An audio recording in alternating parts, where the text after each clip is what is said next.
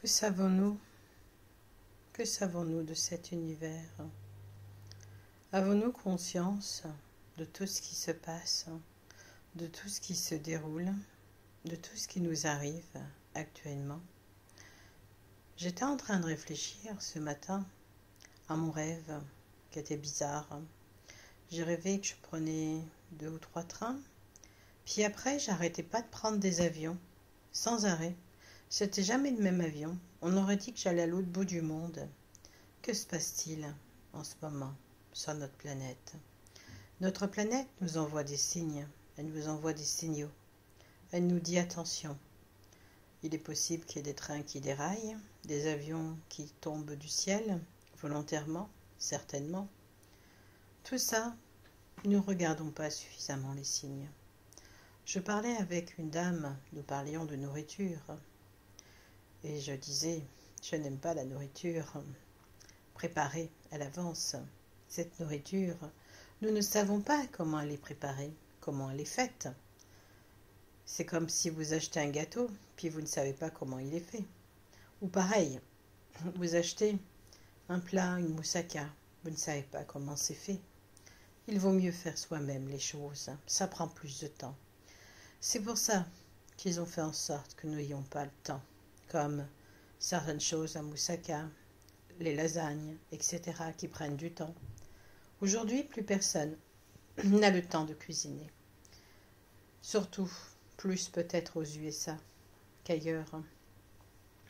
J'essaye de garder les mêmes réflexes au niveau cuisine que ma grand-mère, ma mère.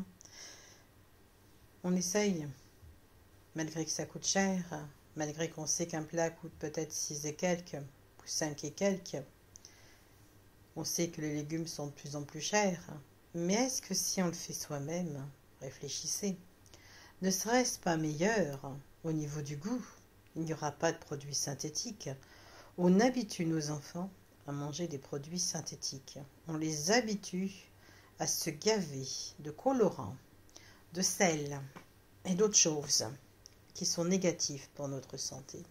Si on les habituait tout petits à recevoir notre nourriture, celle que nous avons préparée, celle que nous avons fait nous-mêmes, peut-être que ça changerait beaucoup de choses, peut-être que ça améliorerait beaucoup de choses. Je ne suis pas une grande cuisinière, ni vous, ni moi, mais je n'aime pas quand c'est préparé à l'avance.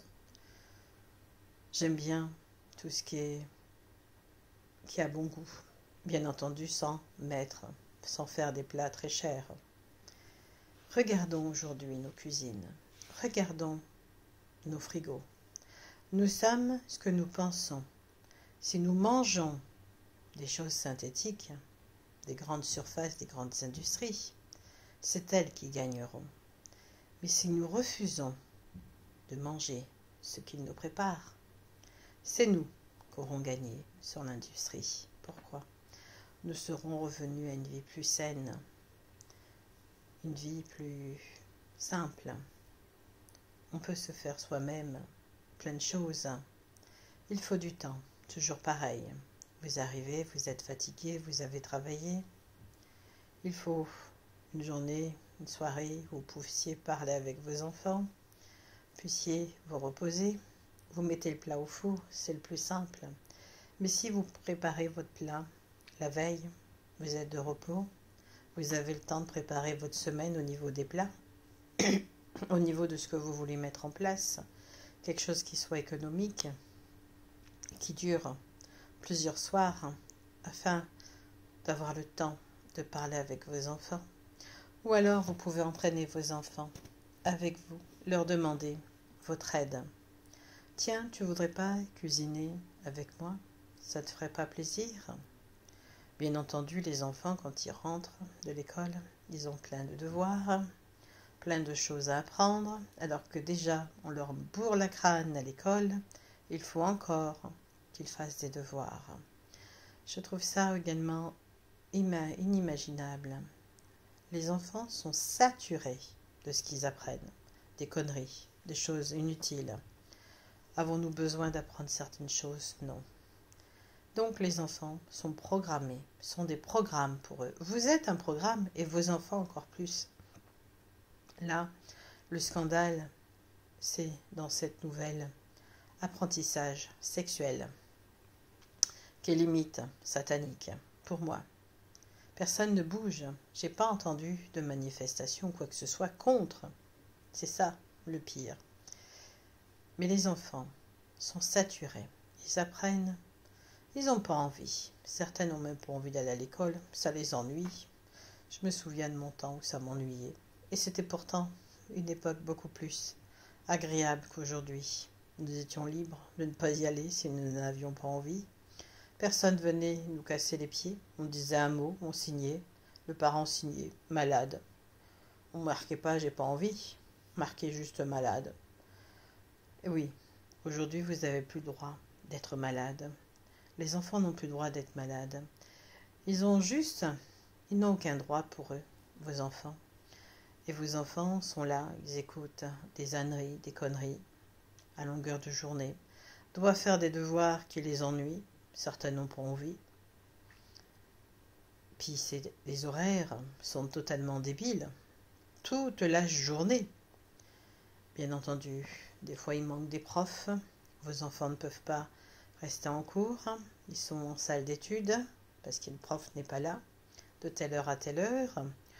Ou alors c'est le prof qui n'est pas là toute la journée. Vos enfants sont à la maison. Avez-vous remarqué qu'on ne dira rien au prof? Mais si votre enfant manque, on va lui faire des grimaces. Tu n'es pas venu en cours, tu n'es pas venu en cours. On va vous envoyer l'assistante sociale, etc., etc., et j'en passe. Pensez-vous que c'est normal tout ça? Le prof ne vient pas, mais on ne va pas lui envoyer d'assistante sociale. Mais vous, oui. Vous, on va venir vous tracasser, vous dire, votre enfant n'est pas venu. Tout ça est anormal. Ce monde tourne à l'envers, comme je vous ai toujours dit, malheureusement. Réfléchissez, pensez.